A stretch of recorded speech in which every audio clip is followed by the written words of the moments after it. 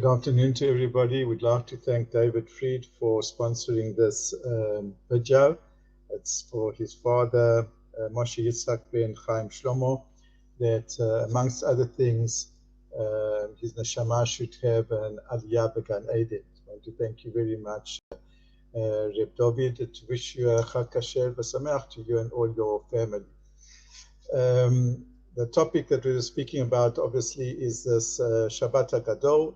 This Shabbat is considered the Great Shabbat, and I'd like to so many reasons about it, and I'd like to just give one reason on the basis of a very famous question that they once asked Ratzi Yehuda Kook Tzav, who was the son of the famous Rabbi Avraham Yitzchak HaKohen Kook and Rosh Hashiva of Yeshivat Merkaz Arav.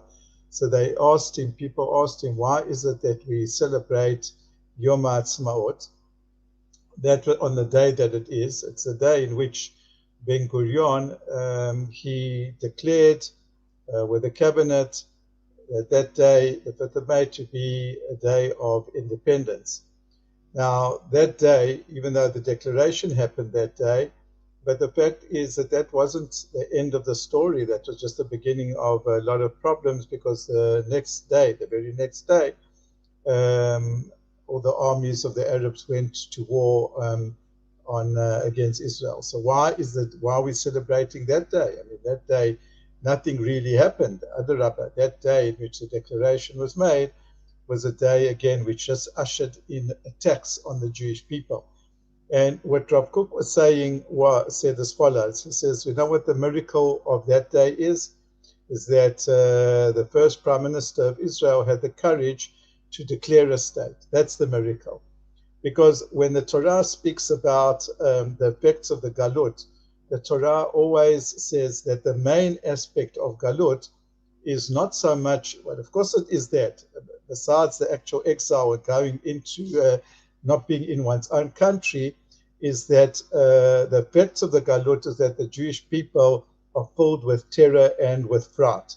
The very famous statement in the Pasuk in Parshat Bechukotai, when we read about the curses of the galut, so Hashem says that there will be, when you're in the galut, there'll be a leaf which falls, and just the rustling of the leaf will fill you with terror as if you pursued by armies. So Rav Kook said the transformation, which was so miraculous, was here.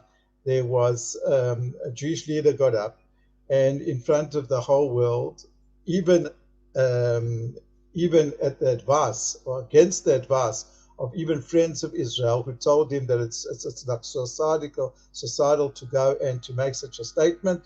Please don't do it, because it's going to invite chas v'chalida, annihilation of the Jewish people, the remnant. And he had the courage to say, no, we are now saying that there's a new state called Medinat Yisrael, a new old state called Medinat Yisrael.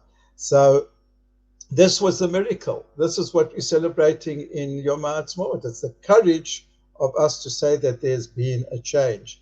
And that is how some people explain the miracle of Shabbat Hagadol. You must remember what happened on Shabbat Hagadol. The original Shabbat Hagadol was that Hashem said to Moshe to convey to the Jewish people that on Shabbat they had to go purchase and take the sheep of the Egyptians.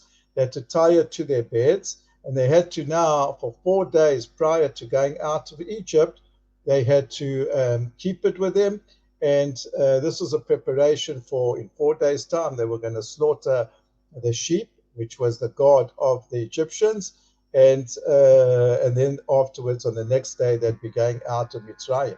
So can you imagine, until now, the Jewish people who were slaves to their Egyptian masters, who were so absolutely downtrodden and who had no self-respect, people who were so wanted to be part of, they ingratiate themselves to their Egyptian masters.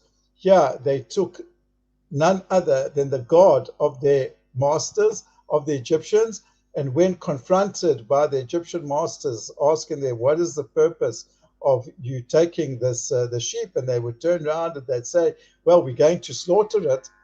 That courage to confront their masters that used to be, that made it into a Shabbat gadol. That was an unbelievable miracle in which now there was a total change and transformation in the basic character of the Jewish people. In the halacha, there's a concept of katan and gadol, as we find. A katan is a minor, not usually under bar mitzvah, and a gadol is someone who's above bar mitzvah.